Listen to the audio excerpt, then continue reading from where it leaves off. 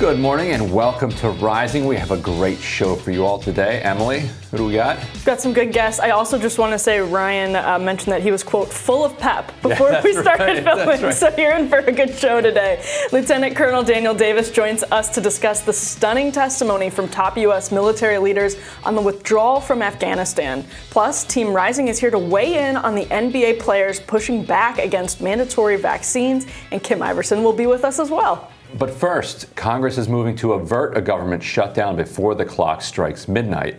Both the House and Senate appear ready to pass a short-term funding bill that also includes money for Afghan refugees and hurricane relief, leaving Democrats to make a choice on how to raise the debt ceiling.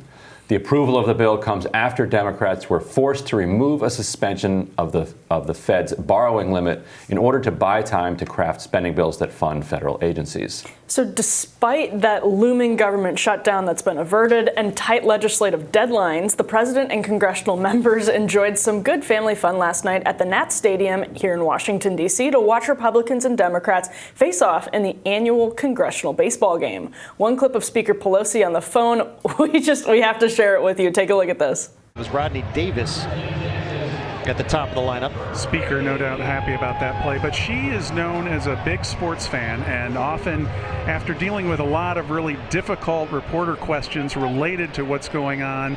The C-SPAN commentators doing like color commentary on Nancy Pelosi's phone call is the most Washington, D.C. thing I think I've ever seen. I also like that she's making these like really big negotiations with the sound of a crowd in the background. Like, how's anybody supposed to know what she's saying? But protesters actually also showed up at the game with signs that read, "Dems don't F this up, and our lives are not a game. Pass 3.5T. Earlier in the day, when pressed on her strategy on the debt ceiling, Pelosi lost her cool with reporters. Let's take a look at that. It looks like the debt limit extension might not advance in the Senate. Why get mad at members? Why twist the arms of moderates if this is not going to move anywhere?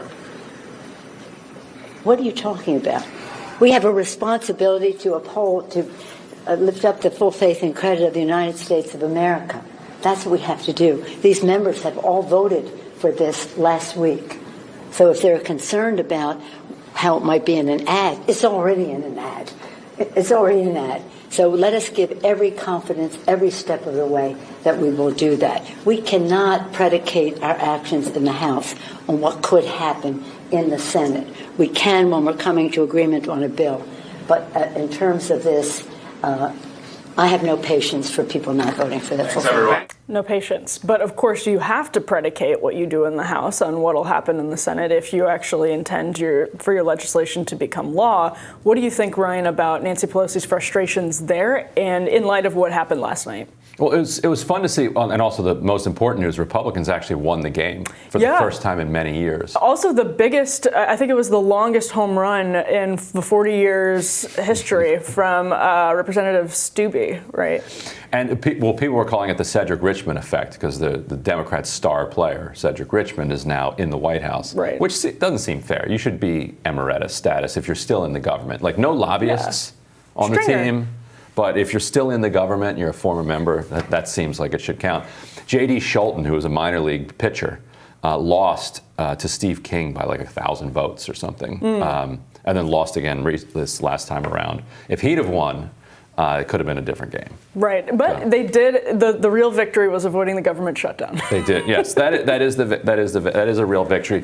But it's interesting to see the other Nancy Pelosi burst into public view. People always say that there are two Nancy Pelosi's. There's the stumbling, bumbling, lousy communicator that we know of on the Sunday shows and on cable.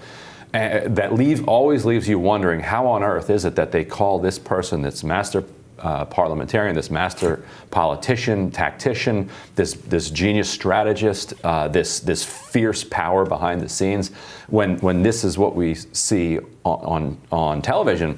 We saw that breakthrough maybe once when she kind of slapped Trump down in a meeting where Trump started to have like live negotiations on camera. Right. And you saw Pelosi switch into her kind of behind the scenes moving. You're like, oh, and you saw Trump kind of like shrink back.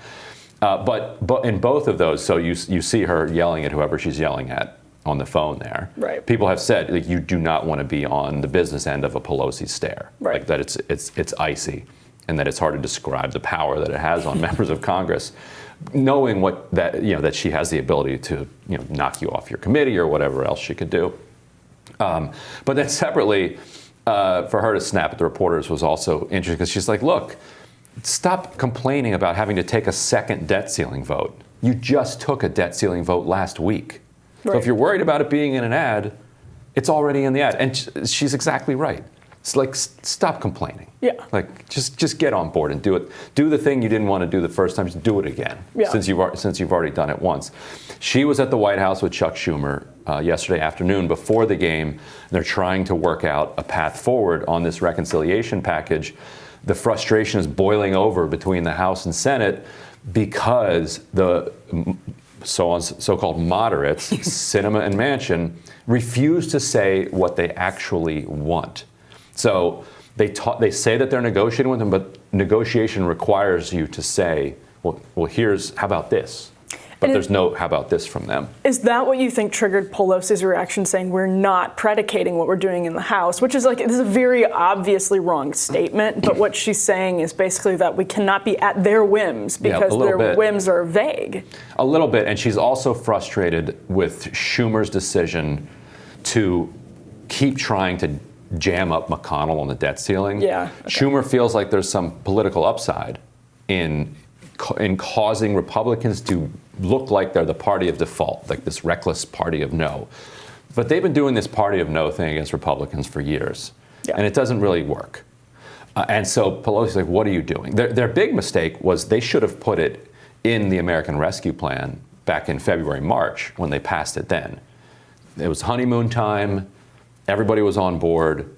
Just do it then and extend it for the rest of Biden's term or whatever, suspend it forever. They didn't, and so now they're stuck. They have to do it within the next 3 weeks, and they don't have an obvious path forward anymore. And so I think Pelosi is frustrated that they're in this situation, partly because Schumer has wanted the clash. Yeah. She's like, this is not a winning clash for us. Yeah, and going forward, now that what we're staring down is whether or not this is happening today. By the way, like this is happening in real time. This is ongoing. Like major legislation is on the table and hangs in the balance literally today. And the question then is, going forward, how does the House reconcile with the Senate when you have the Justice Democrats and you have the progressives who are really seriously still totally in a different space as Manchin and Sinema? It seems irreconcilable. I think it is. My expectation is that nothing ends up happening except maybe a slimmed down package, something to that extent. But how then does Nancy Pelosi navigate those two? It seems to me like she's actually been pretty sympathetic to Justice Dems in this process. And so she has promised this vote on Thursday. First, she promised it Monday under pressure. Didn't have the votes for it on Monday for the bipartisan infrastructure bill. Said we're going to do it on Thursday. She doesn't have the votes for it yet.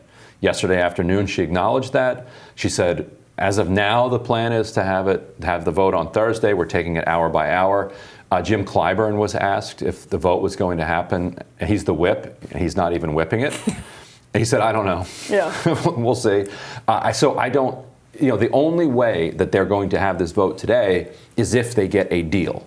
Right. From, they have an entire framework of agreement from Manchin and Sinema. But Manchin and Sinema haven't even given them a vague outline of what they want at this point. They just want less money, right? Like that's basically what they want. They want less taxes, really. It's about taxes for them. Manchin said something really interesting yesterday. He was like, well, it's not responsible for the government to just spend trillions and trillions of new dollars. And it's like, this is why this was never possible, because you're never going to get the Build Back Better reconciliation agenda under trillions and trillions of dollars. Right. It has to be a major package that's going to have a big price tag. So if your hard line, if your red line is trillions, multi-trillions of dollars, then you're never going to vote for this.